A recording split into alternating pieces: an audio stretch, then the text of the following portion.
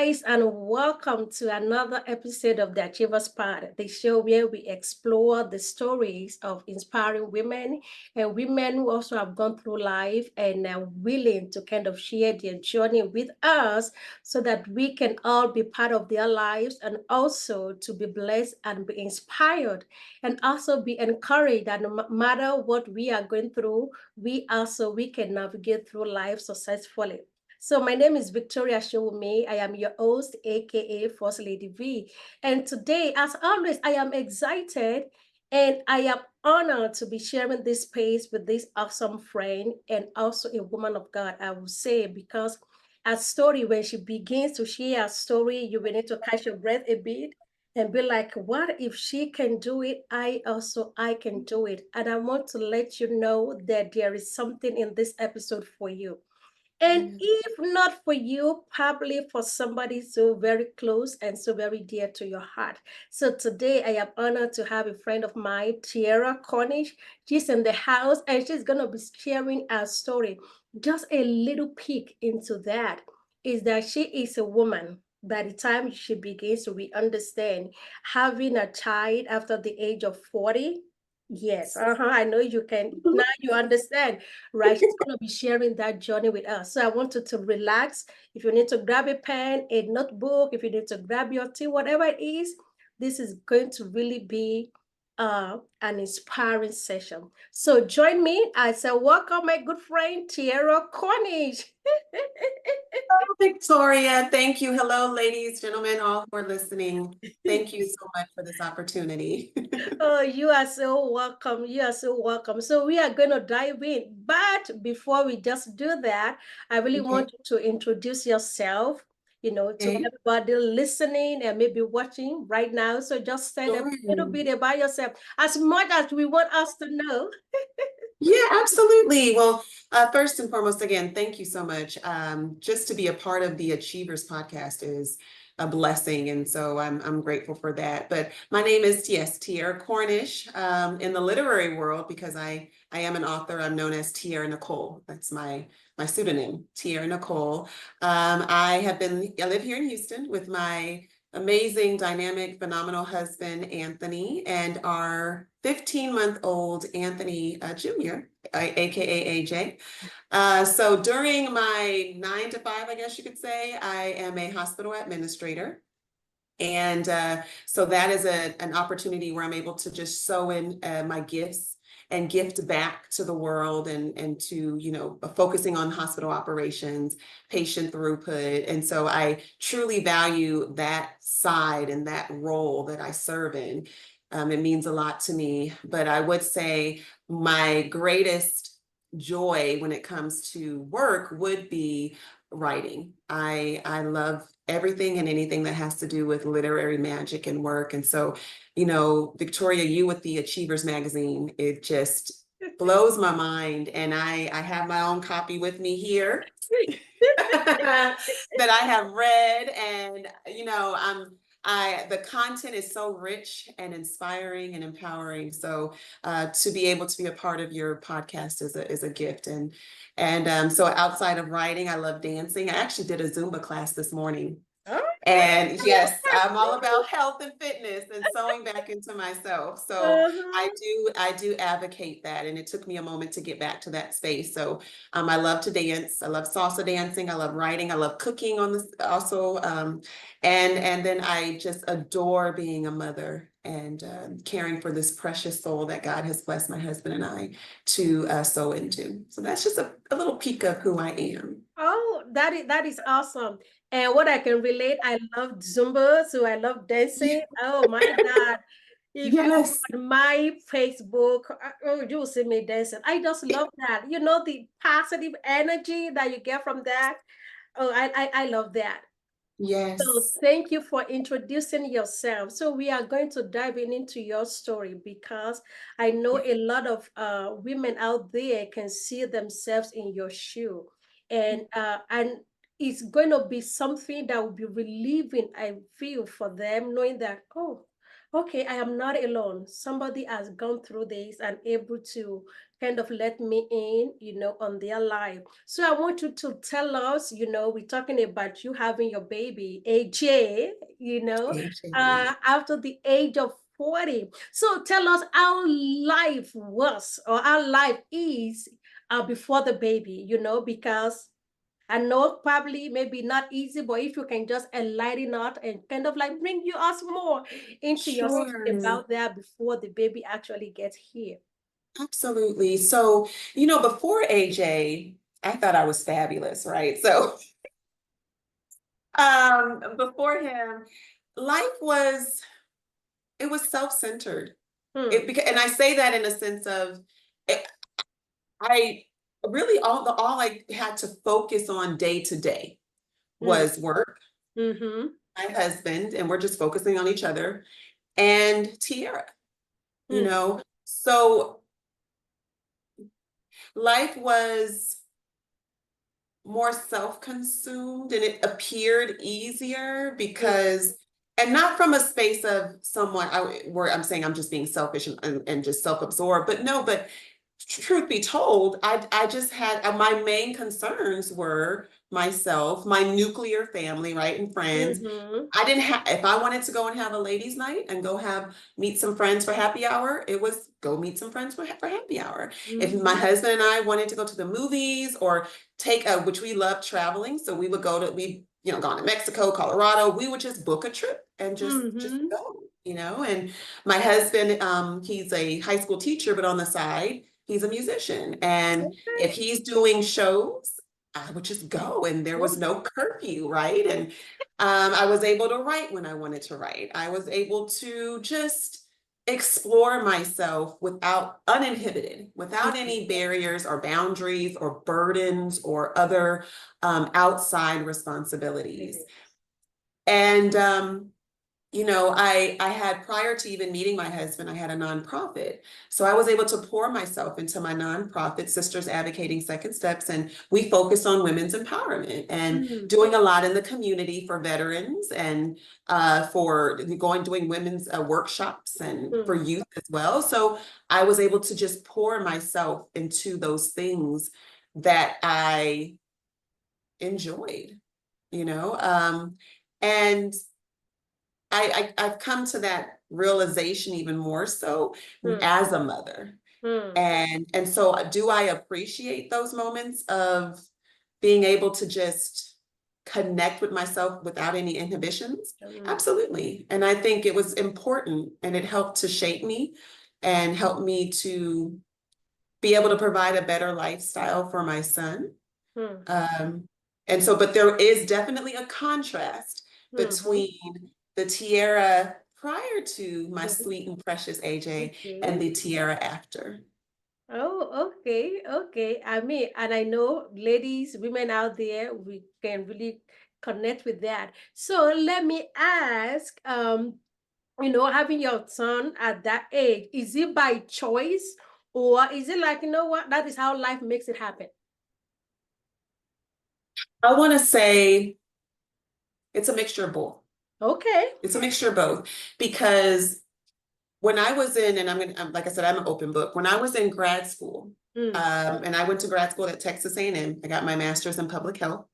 When I was in grad school, I was in a relationship with someone and I did get pregnant and I had a miscarriage. And it was one of the probably most frightening and devastating moments of my life because for multiple reasons, right? So one was prior to that moment, I prided myself, and God had to humble me here. I prided myself on and valued not having sex before marriage.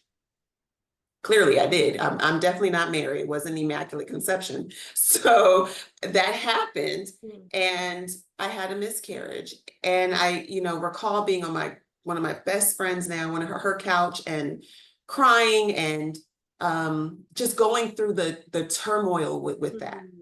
Um, and so after that, I often thought of wanting to have a child. And this is when I was in my early 20s, but thought of wanting to have children, but I hadn't met anyone who I, felt was the one.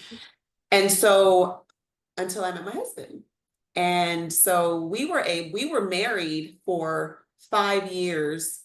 We had we had just celebrated our 5-year anniversary when I had the child, or not had the child, when I was pregnant. We did it in the Bahamas. We did, but he's from Nassau, Bahamas. So we went back to the Bahamas, and it was beautiful. We did a vow renewal. Yeah, it was nice. It was wonderful. And that's when, of course, during that time, or a little bit before that, is when I found out I was pregnant. So we were definitely practicing and trying, right? But it wasn't an active, like, okay, we're ready to have a child right now. But there were those concerns because I was 40 and I'm approaching 40, and I knew at this point, they use the term, you're a geriatric pregnancy, or, and I had my fears with that, especially being a woman of color, a Black woman. And I know how prenatal care is, there's a disparity between the care that other women of a different background may receive. And so going into having a child, or even finding out, there was hesitation, and there was that concern that maybe I won't have a child because I'm now beyond the golden years, according to society, of having a child. So, so that's why I say it was a choice, but I think God just said it's time. It's time. It is time. It's time. It's time. Yeah. Wow. Thank you for sharing that.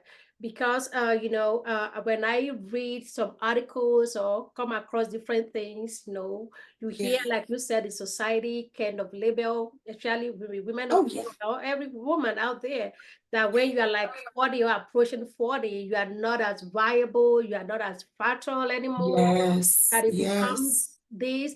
And I think sometimes it puts fear in the heart of women.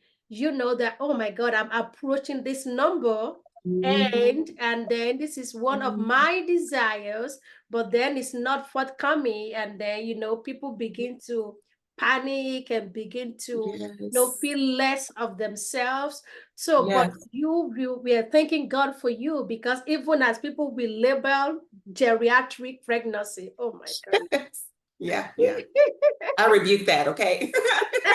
I know, right? But you were able to go through that and have that. So I want you to, we're going to continue your story, but I want you to kind of speak into the life of women out there who are that age, maybe approaching their 40, in their 40s already, and probably looking at themselves and feeling like, the time is no longer on my side anymore. I will not be able to have this child anymore. If you can just kind of speak into them, kind of encourage them with something. Yeah, and it's funny, as you're talking, Victoria, I often think of the story of Sarah and Abraham. And God, the angel of God came to Sarah and Abraham, but I remember when I was reading and how he came to Sarah, and when he told her that she was going to have a child in her old age, she laughed. I know. Because it was so bizarre. It was so beyond her comprehension.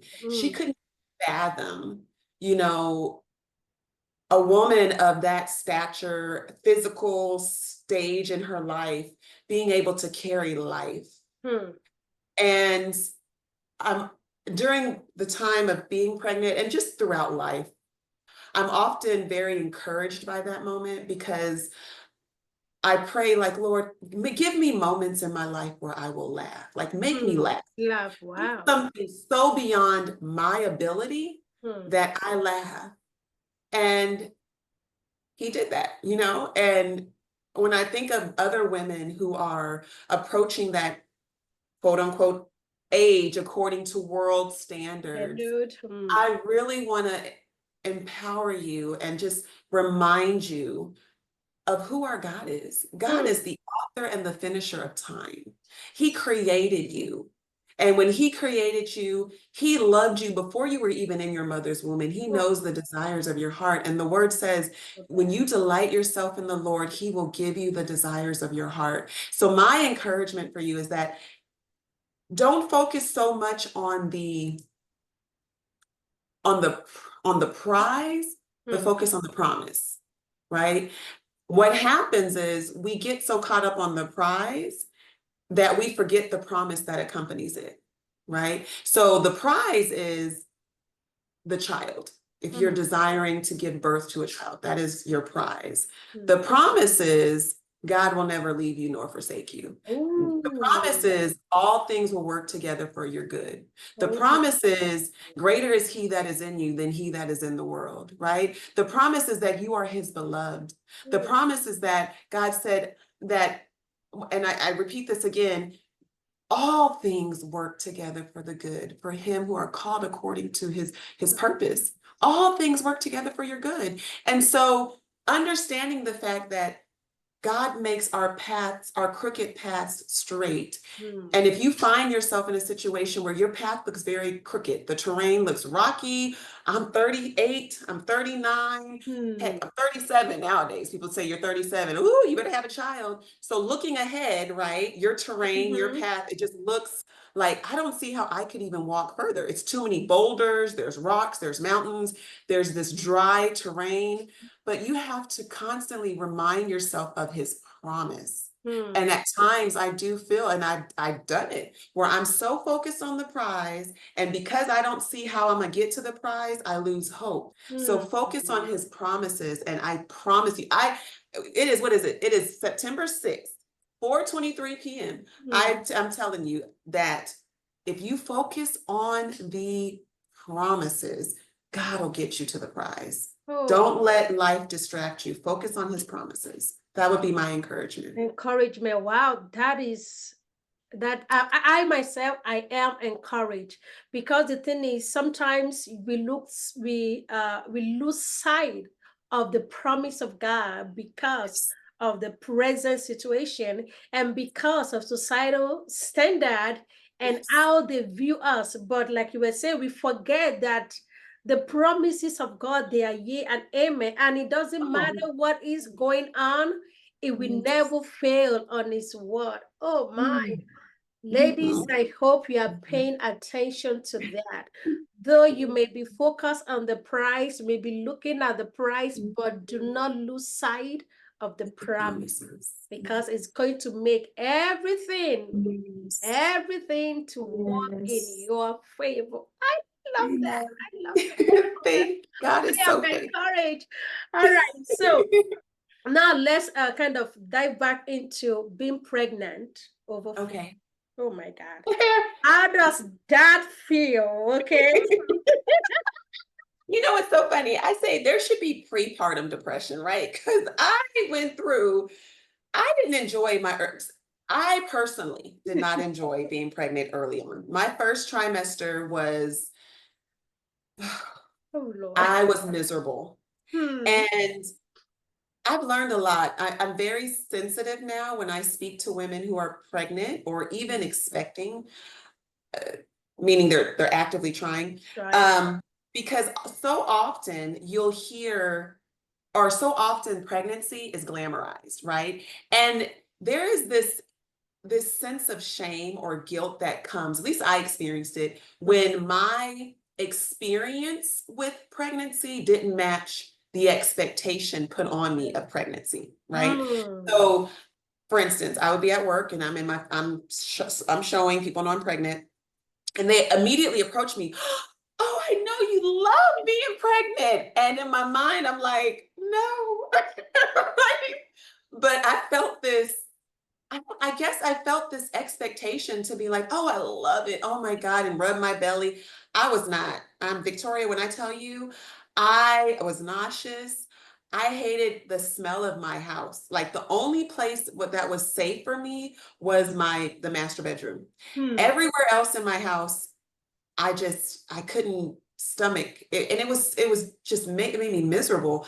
I love the smell of pumpkin, couldn't stand the smell of pumpkin when I was pregnant. Oh my goodness. I hated ginger, which everyone kept trying to push ginger on me. Typically, I love ginger, but for some reason, I couldn't stand ginger. I was tired, I was emotional. My husband, God bless his soul, he didn't know what to expect. I tell him, we joke now, but it's like he went through his own depression because I was so depressed. And I mean, it was difficult. And I will say, allowing the expectations of other people Hmm. made it harder.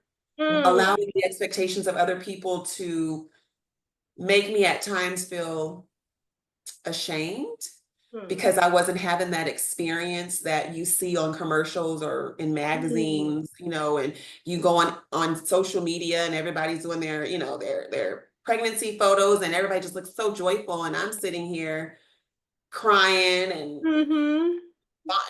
nauseous. Yes, yes. And it took I met a lady who worked in an office across from me, and God bless her. And I told her, expressed my appreciation. One day she was asking me, she's like, "How are you doing?" And I was like, good. Again, I'm expecting that's what she wants to hear. I'm like, good. And she was like, "Well, I just want to give you permission. Hmm. If you're not good, that is perfectly fine." Hmm. And when she said that, and in that moment, I was like, and I literally was like, "Thank you," because I'm not fine. Right. And she, and she was just like, "That is, you're not, nothing's wrong with you. You're Yes. not a terrible mother. You're not going to be a terrible mother because you feel this way. This You way. are perfectly fine." And it was amazing how just Hmm. her creating an environment where I could be okay, not being Mm-hmm. okay, was so healing. Hmm. Yeah. So pregnancy was not, I wasn't it wasn't all roses and flowers for me. I'm sorry. Oh my God. I mean, I think that is what the society want us to believe or to know that, when you're pregnant, you are all happy, fun, everything is loving, like you are just, but then everybody's journey is different. But then there are times that you will feel absolutely miserable. Even myself, when I was pregnant, I'm not in the 40, but then I could smell things like probably the next street. Like I could, and it would be so strong. And I'd be like, "Oh, what?" I mean, people would be like, "Victoria, what?" I'm like, something I'm smelling there. I'm very, very specific. Like, right? Oh, Victoria, yes. The keen sense of smell is supernatural. Yes. Even myself, like, I'm smelling this. And people like, "Are you sure?" I'm like, "Can't you smell?" I'm like, "Yeah." But I mean, and I love the way you say that, as women, sometimes we have to give grace to people for them to be okay. It's okay not to be okay sometimes. We shouldn't always cast this image that you have to be Yes. perfect because you are pregnant. There are Yes. challenges. There are times you're rolling on the bed, you cannot even sleep. Your back is hurting, you're sitting Oh my gosh. comfortable, right? It is, you know, but it was still, and I will say it was still this beautiful experience in the understanding that I'm carrying life. Like that Yes. always centered me, right? It Yes. helped bring me back to the magic behind it. Like, wow, there is literally this life Right. forming that's dependent on me. And that aspect of it was just Hmm. remarkable. I loved that part. But those other physical, I know, uh, right? The symptoms and are you oh feeling? gosh. It is just, it was, but the moment I had him, it all went away. The moment I heard that wail, that cry, Right? I don't remember any of that unless I'm having a conversation like we are. Conversation like this, I, right? I just, I don't think about any of that. Even the pushing and all of it. One of them like, all Yeah, gone. yes, sir. I mean, life is just so amazing that it's a phase, right? Everything is a season. And after a Absolutely. season, another season comes. But as we are talking about this, I want you to speak, and encourage people in their 40s, or maybe not in their 40s, maybe even like nearly 50, Yes, or maybe in their yes, 30s or in their 20s that are yes, actually carrying right now that are pregnant. And people have yes, this high expectation of them, how they need to yes, be perfect and be radiant all the time. How yes, they don't need to express their emotions and just be this. happy, woman out there. I just want you to kind of speak, into them that it is okay not to be Yes. okay. What should they expect, and how should they just live their life? Yeah. You know, I think there's so much courage. It requires courage to be able to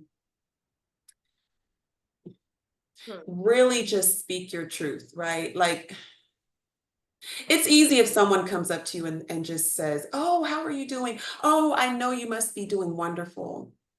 Hmm.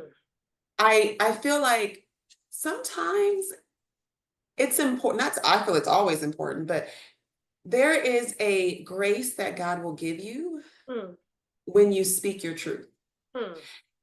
I've learned some of the strongest lessons in my life when someone was honest with me and I didn't expect it, Hmm. right? So again, the young lady, when she told me it's okay not to be okay, that was such a rich lesson for me, so that now when I see other women, I don't automatically, if you're pregnant, I don't automatically go up and say, "Oh, I know you must be so proud. I know you must be so excited," right? My thing is, you look beautiful. And just know, if I can only imagine what you're going through and all of the emotions, and that's okay.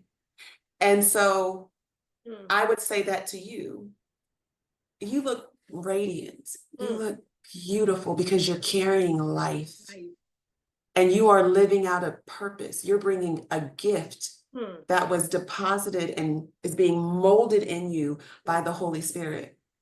So you look radiant, girl. And I would also say, give yourself permission to not be okay. Now, when I say to not be okay, I mean, give yourself permission to have a moment where you cry. Give Hmm. yourself permission to not like the smell of pumpkins, right? Give yourself permission to have a moment when you get off of work. I just want to go and sit by the water, or I want to go sit on a bench and just eat some bonbons and a peanut butter and jelly sandwich with Cheerios in the middle and a chocolate shake and a soda. Give yourself permission. Give yourself permission to lean into this season of carrying life, because before you know it, it's over. And now you have this beautiful bouncing baby who's going to literally zap you of all your sleep. All your waking hours are going to be with this baby. So love on yourself. Hmm. And know that just because you have a weak moment during pregnancy, and you will have many, Hmm. and that's what makes you so strong, right? Because when we are weak, God's strength is made perfect. So That's celebrate those moments when you do feel like, "Oh, I just can't get out of bed. I feel so weak."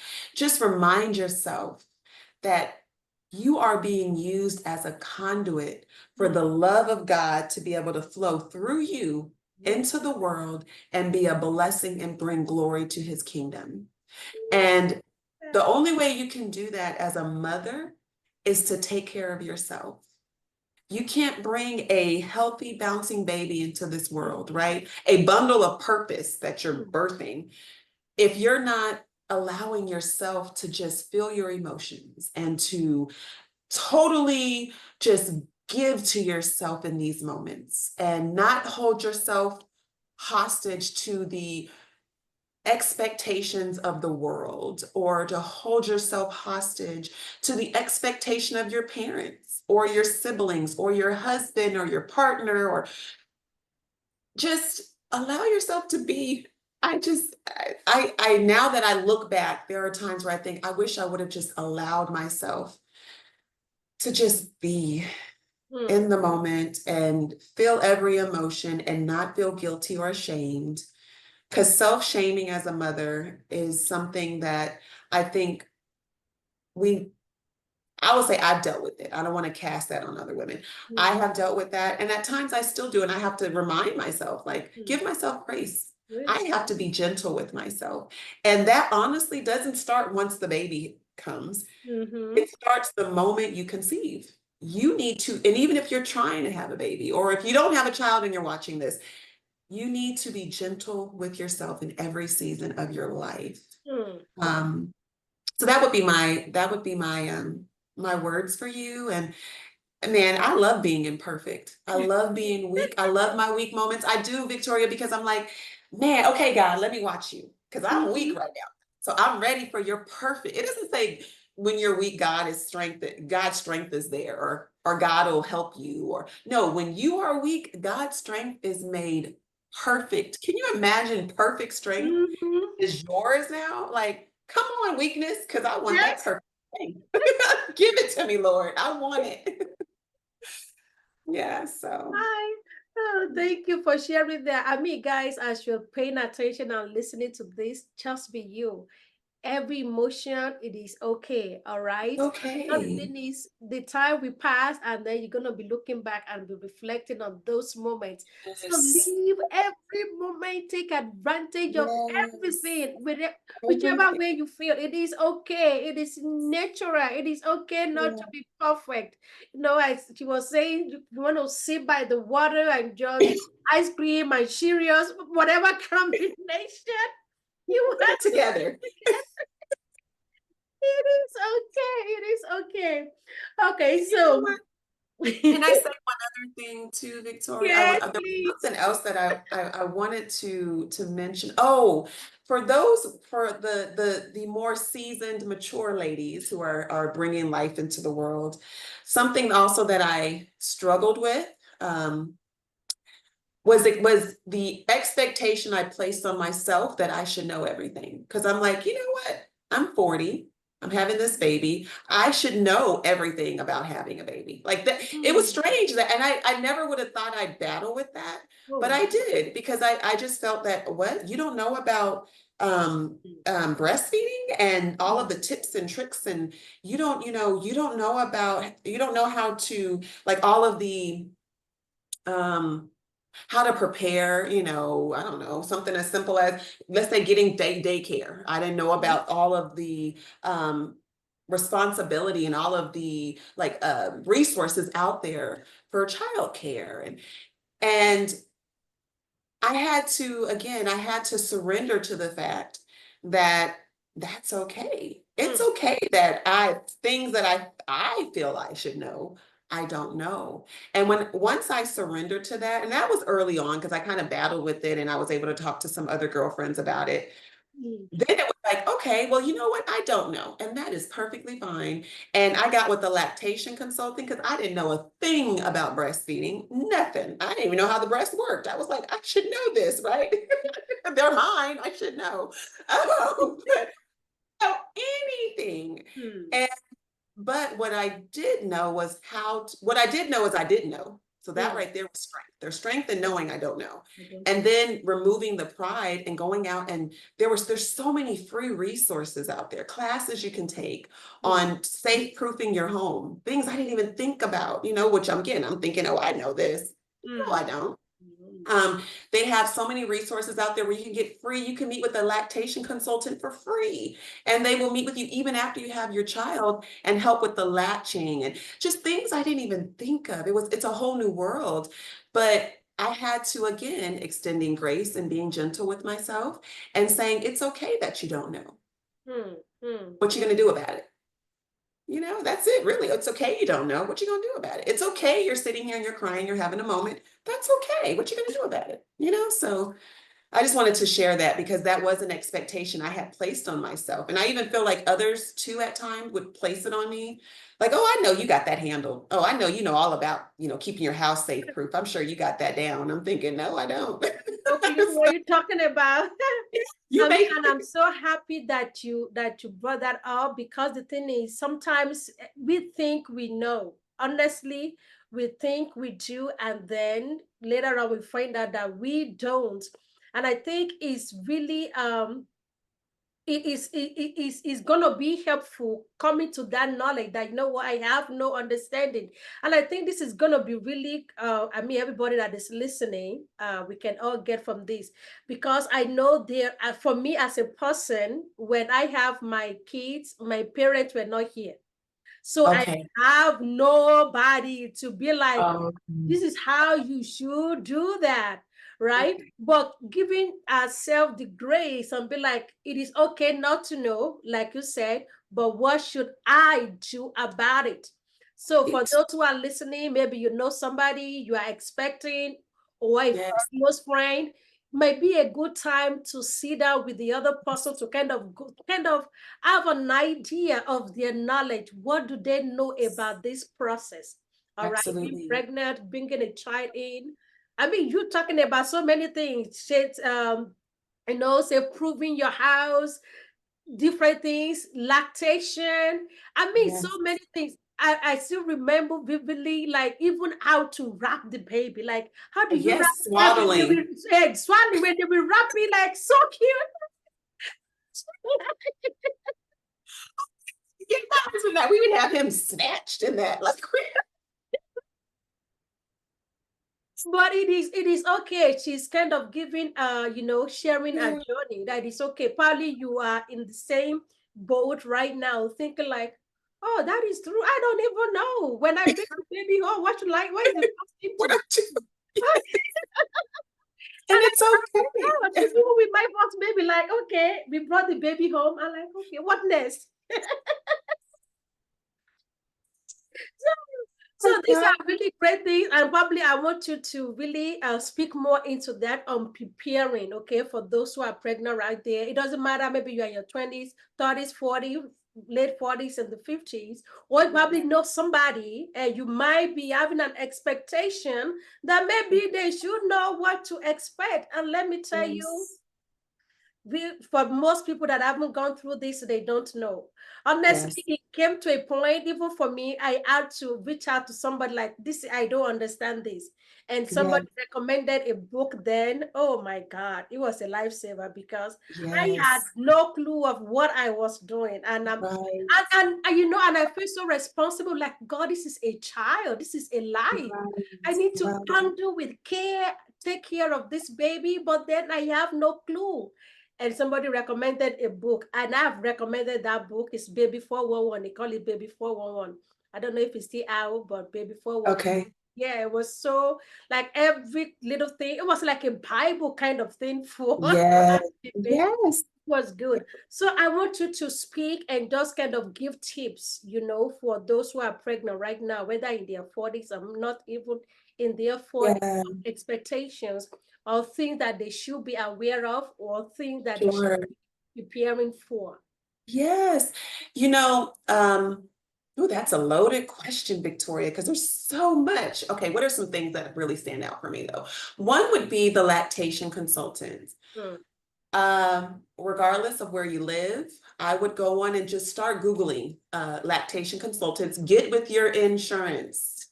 Hmm. You will be surprised. Your insurance may even have some resources, as far as paying for a lactation consultant to come to your house. And don't wait until you have the child to meet Hmm. with a lactation consultant. That was a misunderstanding I had. Thankfully, it was corrected before I had him. So I actually met with the lactation consultant once prior to having my son. Oh, that is So okay. and she was just kind of preparing me and talking, telling me what to expect. And she's stressed, and I'm going to get to this too, just the importance of making sure that when after giving birth, while I'm still in the hospital, Hmm. making sure the lactation consultant at the hospital comes to visit me. So even once I get to the hospital, I'm in labor, going and tell the nurse, please make sure you put in a referral or a consult for the lactation consultant to meet with me. And so I would highly stress that you go on and start getting with your insurance to see what it is they do cover. Hmm. A lot of times I've also learned that insurance, they are not as upfront, right? You would think they're just so truthful and honest, but they're not as upfront with letting you know some of the prenatal and postnatal, postpartum care and services that are provided. So Hmm. I would go on and call your insurance on a day that you have some free time. Hmm. Just set aside an hour and call and say, hey, what do my benefits cover? Become familiar with your benefits with your insurance. That's very important. Also with your pediatrician, Hmm. interview pediatricians. So you don't have to just take on a pediatrician, or wait until after you have the baby to find the pediatrician. Oh. You can start looking now, and you can actually call the office and say, hey, you'll find that a lot of pediatricians, they do provide opportunities for expecting mothers and fathers to meet with them, because you're paying them, they work for you, so Okay. you want to make sure whoever you are partnering with when it comes to the care and the love and the rearing of your precious child, that you're comfortable and you have faith in this provider. So definitely pray. And I would say, start reaching out to some pediatricians. If you have friends who have young children, start asking them about their pediatrician, and maybe see if you can set up a moment to, have a 15-minute meeting. Just go up to the office. Hey, be bold. Just go up to the office and say, hey, I would love you to just, is the doctor available? Can I make an appointment? And you'll be surprised that some of them do offer that. Also, when you go to have birth, well, I have several things, and I don't want to go on off on a tangent, Victoria, but as a woman, it is so important for you to advocate for yourself. So when you, as you're preparing for your birth plan, make sure that a part of that is giving yourself permission to speak up. When you're in the room with your nurses and the doctor, and I encourage you to be bold and very vocal about how you're feeling. If there's something that they are recommending and you don't agree, or you have questions, you have the right to ask. You have the right to question your doctor. You have the right to question your nurse. When you are in the room, it was my husband and I that were in at the hospital, and every time they came in, I was like, okay, what are you doing? What does that say? Or, what's the next step? Or like, I wanted to be involved in anything and everything they were doing, and they were receptive. But it's important that you don't feel as if you don't have the right, or that you just have to agree or succumb to whatever the doctor says or the nurse says. You do not. They're there to provide healthcare to you and your child. So, I just really want to encourage you, because working in healthcare, I see it, outside of childbearing or having a child, I see it where at times our patients, they will feel uncomfortable or want to question a treatment plan, and they will be silenced. They won't say anything. And fortunately, we have, at the hospital I work at, we have patient advocates who are there to assist, our patients with helping them find their voice and make sure their needs and their questions are all being addressed. But I often will encourage patients that I come in contact with, you are your number one advocate. And the only way any provider, nurse, hospital will know where they may be falling short is if you sound the alarm, and it could be something simple. Maybe, I know my doctor, she was really big on wanting on a cesarean section, and she kept kind of pushing it, like, if you can't, don't worry if you have to do the C-section, because she actually had just had a baby. She was over 40, and she had a C-section. So she was kind of pushing for that. But I really wanted to do a vaginal birth. I really did. And there were concerns with that, and I was scared. My husband was terrified too about the possibility of me having the vaginal, just because, again, geriatric and the age and stuff. But I still pushed for it, because I felt it, and I'm like, I can do this, and when the time came to give birth, and and it worked out, and I was able to have a healthy baby and a healthy experience with a vaginal birth. I, of course, did my own research, and I talked to my doctor about it. Like, this is something I do want a vaginal, and she supported it. But if I would have taken her route, because again, she just had a child, and it goes to show a lot of times when someone is recommending their views, it's based on their own experience. Because she's over 40, right? She just had a baby, and she did cesarean. She's like, it was easy. I was out. I'm fine. And so, but I was just like, I don't want to allow her to impose her views on me. So I had to speak up and just kind of really make sure she understood what I, as a a new mommy what my desires were. And I was okay with, if the time comes and it's a risk for me or my child, absolutely do whatever you need to do. But if there's an opportunity for me to have a vaginal birth, I would like to have a vaginal birth. So I just want to, really encourage women, especially those over, late 30s, 40s, 50. If that's something you desire, really partner with your doctor and advocate for yourself and look at what you all can do together to help to create that experience for you. Knowing if you can't, it's okay. That's another. And then the last thing, outside of safe proofing your house, and there's several resources. You could probably type in free new parent courses, and there's so many different avenues that offer free courses.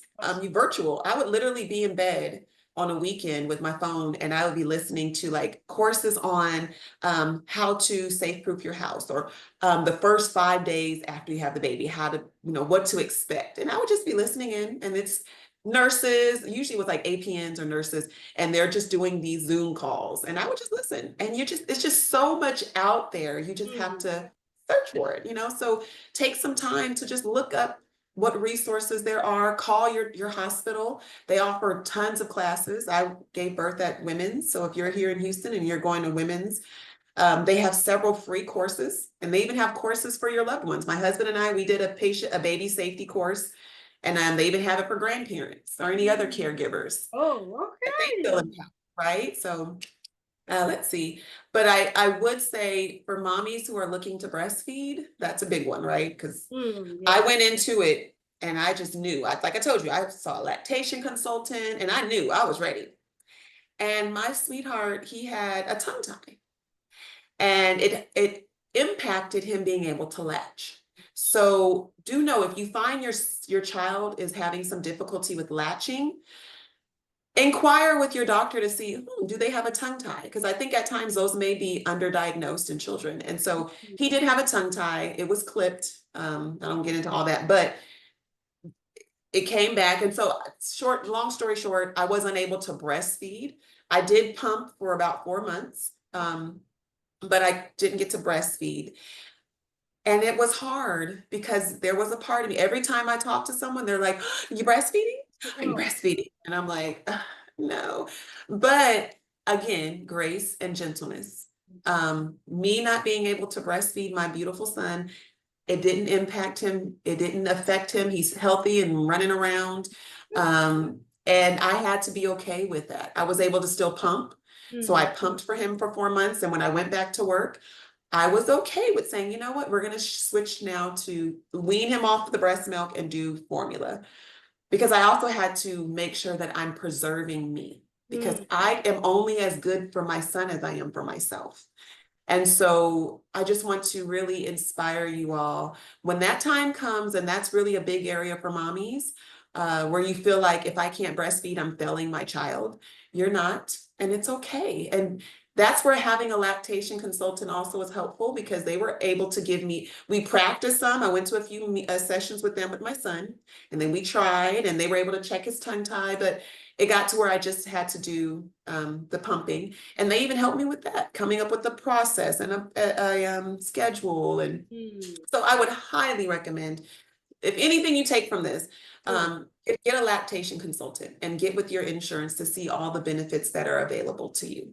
Oh my goodness, guys, this is a wealth of information, and I'm just going to kind of recap some of the things that she said here. We're talking about when you are preparing to have the child. Sometimes you are not, because sometimes we are overexcited and some things we don't even pay attention to. But she mentioned a few things which I'm just going to run through you, talking about getting a lactation consultant and checking with your insurance to kind of understand the extent of your benefit. You may think everything is covered and some may not be covered. Or what resources do they have available for you? And she mentioned that even when you are in the hospital to give a birth, after you have your child, speak with the nurse or whoever is assigned to you for them to put in a consult or a referral for a lactation consultant to see you even before you leave the hospital. And she talked about ahead of time, get to choose your pediatrician. Probably you're not thinking of that. Yeah, so she mentioned about that. Do your research, ask questions, ask friends, and if you have the time to actually meet with them even before your baby arrives, to kind of have, build that relationship with them. And one thing that she said that stood out to me, even being somebody in the medical line, is advocating for yourself. You know, if you don't voice what you want, people will not know what you want, and they may want to, you know, impose their, preference on you. And Yes. sometimes they may do it out of their concern, or out of, like you said, out of their own experiences. This is what I did that worked for me, I guess it's going to work for you too. But you advocating for yourself, have a plan and say, this is my preference. And if it comes to, like, maybe risk is involved, that is okay, but at the same time, ahead of time, have that conversation. Let them know this is your preference. If you want to have vaginal delivery, if you opt for the cesarean section. My first child, my first baby, I know we went through about epidural, and I was like, I will not do epidural, okay? But after I've been in labor for 12 hours, I gave in, but they yeah, I'm like, okay, please give this to me, like give Speak. anymore.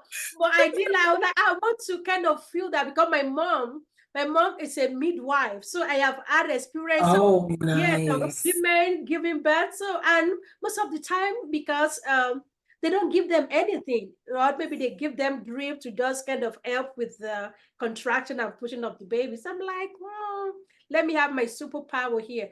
But what she's saying is, whatever your preference, whatever plan you have, communicate that with your team. Let them know. Ask questions. And I always tell people, being in the medical line, I say sometimes before you meet your providers, before they come into the room, have your questions pre-written. Yes. Because when Yes. they start talking, you're going to forget everything. Yes. Yes. So, right? So have your I question agree. down. Yes. Like, these are the things I have like, have an agenda, so that you can have answers to all the things, Yep. or else they're gonna tell you everything and you're gonna be Yes. probably confused. Like, oh, okay, I Yes. wasn't thinking of that. So but I think I love that part of being an advocate for yourself, Yes. letting them know this is your preference. But Yes. if things got to change, but at least they still respect your Right. I mean, wow, this is loaded. Yes. This is loaded. This is loaded. Oh, thank you. And she talked about parenting courses. All right, parenting courses. These days, so many things that we can do virtually. All right, Yeah. so we are going to be wrapping up. So now let's talk about, after, I know we have, oh my God, time is fast spent. So let's talk a little bit about postpartum. Okay. Absolutely. Yeah. Oh my Yes. God. I hope to see you have some Mhm. time, because everybody experience is so different after you come home with the baby. I remember my first time, I was just crying, like, because I was lost. Like, Mhm. so I want you to kind of speak into postpartum, Mhm. and probably we may have people right now say going through postpartum depression. Mhm. And I believe it is real. We can say there is postpartum depression, right? So I wanted to speak into that, and just and give some guide to really help Absolutely. women in that area. Yes. So after I had AJ, my son, I did deal with postpartum depression. And I didn't connect with it until I went to see his pediatrician, who we love. We just loved his Hmm. pediatrician. And I was in the room with her, and I remember to this day, I walked in the room, we walked in, my husband had the baby, we walk in, and I'm just sitting there, and she's looking at me, and she's looking at the baby and my husband. And so she's like, how are y'all doing? She asked my husband, how are you? And he's like, oh, I'm good. It's great. And of course, baby's fine. And she's like, and she looks at me and she's like, how are you? And I was like, I'm fine. And she's like, but really, how are you? Oh my God, Victoria. Hmm. I literally was like, it was Niagara Falls. I mean, My God. it just came, yeah. And so she kind of just talked to me on her own, and um, and then I went to see my OBGYN, I think the next day, because then I was dealing with my breast swelled up to where it was so painful. So that just added to the emotional turmoil I was in. And even when I was seeing her, she was kind of the same thing. How are you? Mm. Hmm. No, how are you? So then she took time talking to me, Mm. and so, for me, I had heard of postpartum, and I do feel that the healthcare system, and this is just my view, right, Mm. can do a better job of preparing mothers and Mm. their partners, and loved ones, caregivers, on what to expect. Mm. Um, we had some friends of ours who also had just, had babies. And so their husbands would actually, two of them I know for sure had told my husband kind of like, hey, this is what you need to look out for, because this is Mm. serious, it's real. So we were fortunate to have that village. Wow. But it takes my husband to share. He told me after the fact that there were points where he was nervous with me by myself with the baby. Because I remember just crying all the time, feeling just alone and isolated, and just feeling like I was doing a horrible job as a mommy, and not having the energy, or just wanting to get out of bed, and I think in the grand scheme, mine was not as extreme as what some other women who've shared with me what they've gone through. Mm. But I did have those moments, where I was just like, am I okay? Like something's not right. Um, and so I am a huge advocate for therapy. Mm. And I got a therapist who I love, and I still see her. I'll see her like once a month or twice a month. And it's just to have someone to talk to help me process thoughts, like just myself, Mm. Because just like we're so big on going to your gynecologist, going to the dentist, going to your ophthalmologist or optometrist. Like these are things we talk about every year. You got to go, make sure you get your doctor's appointments in, you get your annual exam in, but we don't even pay attention to like our mental health, and as a new mother, and like I said, I was 40, right? And there was a part of me that went through an identity crisis. Mm. Because you asked me, which I thought was such a profound question, who were you before AJ? Mm. And I found myself trying to hold on to her before my child. Mm. And because I felt I was losing the grip of her, it added to my depression, because now I'm just in a mound of diapers and formula. My breasts are swollen and tight. I'm sleep deprived. All I want is to have a cocktail, a glass of wine or something, and I can't because I'm breastfeeding. I mean, and then he's crying. He was colic, so just for mommies, just being understanding. Read up on a colic baby, and Mhm. he was colicky, so he was crying all the time, and it was hard, and I felt like I was just in this abyss of losing myself, and I couldn't get out. And it really just took, I had some girlfriends who would come, and we would do Zooms, Mm. and we would just sit, and I would just cry, and we just talk, and then getting into therapy. And I had, having an amazing husband who did his best, he did wonderful, and just trying to be that support, you know, um, and having family, and also already being aware of the signs, and so getting that help, Mm. not being too prideful to not get it, but recognizing that. And so for women to, those of you who are pregnant Mm. or practice trying to have a child, or maybe you just had a child, I would definitely do research, talk to your doctor beforehand on, hey, what is my postpartum plan, my postnatal plan, right? So what should I be looking for? And if you have a caregiver, whether it's your husband or partner or a family member, bring them to some of your appointments, especially the latter appointments, and start having those conversations with your doctor. Like, hey, okay, If they see A, this is what they should do. So that your family is also educated, because otherwise they're going to be like, this woman is crazy, not connecting the fact that, oh, your hormones are literally having a party and they are just all over the place. So this is what I need to do. So just like you have a plan for when your water breaks, have a plan for when you have a mental breakdown. When when your mind breaks, when you have a plan in place and educate your loved ones that will be caring for you so that they can be empowered on what to do. And they will then know, just in case you're not in a space where you're able to recognize, they can, and they'll know who to call and what to do. So I would say, make sure at your appointments with your doctor, start talking about postpartum depression, because it is under discussed and underdiagnosed, but we know it's there. Yes. And,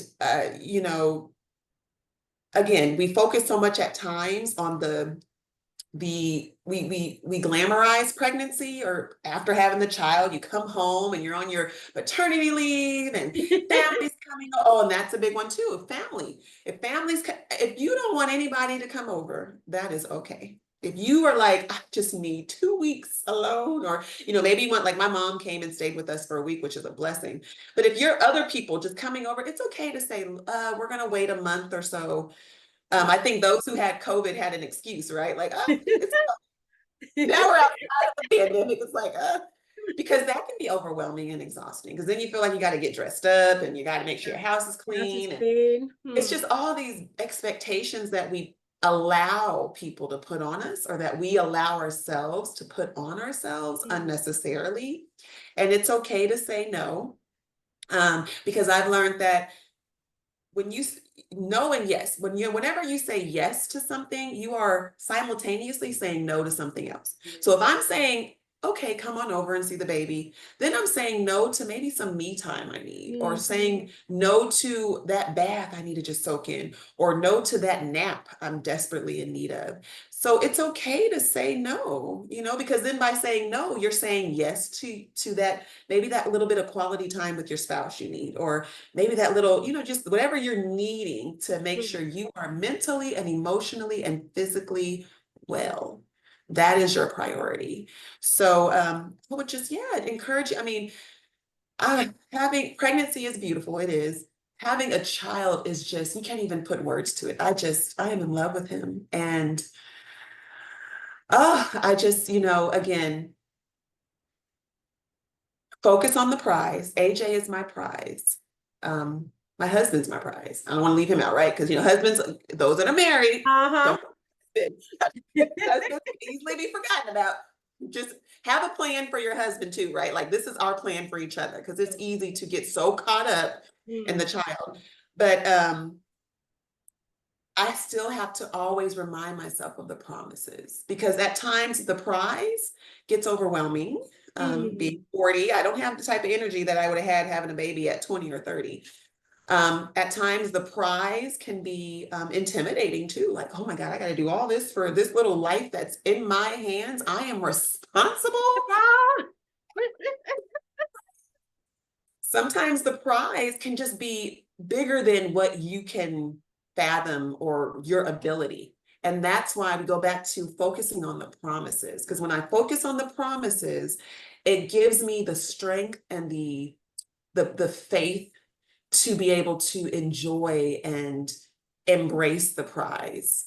Otherwise, you can literally get so lost in the prize when those seasons of, my son, he had torticollis, and so he was in physical therapy and seeing occupational therapy. I had to stick on to those promises, because my prize is having some issues right now. I had to hold on to those promises of God. And when he was delayed in walking, which I was quoting, and I would say his name, as AJ waits upon the Lord, God is going to renew AJ's strength. AJ is going to run and not be weary. AJ is going to walk and not faint. And I would say that all the time over him, because that was a promise. That was the promise God had for my prize. Mm. And it was just like out of nowhere. He just got up and started walking. And this boy is just everywhere. Now I'm like, wait.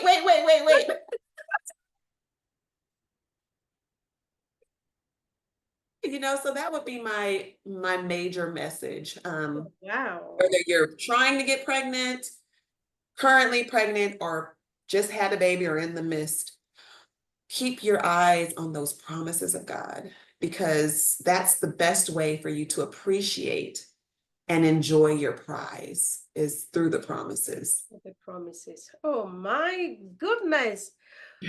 Oh, what a nuggets of knowledge that you have really Mhm. shared with us today. I mean, like, people need to listen to this over and over again. Oh my goodness, you are a gem today. Oh, thank I you. mean, I love all these tips we have sharing, and you actually sharing your personal story, letting us into your personal life. Thank you so much for being an open book for all of us to read. I know so many people will read the pages over and over and over and over again, maybe laugh with us in between, get emotional, but that is okay. You have shared your story. And me, we are very grateful for your time. And guys, to everyone who is listening, this is absolutely an episode that you probably have to listen to over and over again, and have to probably share with somebody out there in your life. Whether, and thank God, wherever they are, share this with them. You know, a friend who is pregnant, just have a baby, expecting, whatever it is, please do send this to them, because there are vital information in this that she shared. So many parts, the journey from pregnancy even to where you are in the hospital. Though we didn't talk much on that, but all the things you need to get ready to anticipate, and even after, when you get home, the expectations. And even for the people out there who are a support, how they can be of support to you, this is really very loaded. So thank you again. My Thank you again, Tiera. Oh pleasure. my God, this is absolutely, you blow my mind. Oh, And this is thank you. yes, thank you. And this is very informational, very informational. So many kids are born every day. So many women are out there. Some are going through postpartum depression now. Some are like maybe just holding the baby and just like, okay, what should I do next? But Mhm. thank you for putting yourself out there and for sharing your story. Thank Thank you you. so much. So, guys, I want to say, please pay attention and listen again, over and over again. And we have this. Actually, we have it on podcast. If you have Apple, it's on podcast on Apple. Achievers Pod. We are on IR Radio, Achievers Pod. We are on Spotify, Achievers Pod.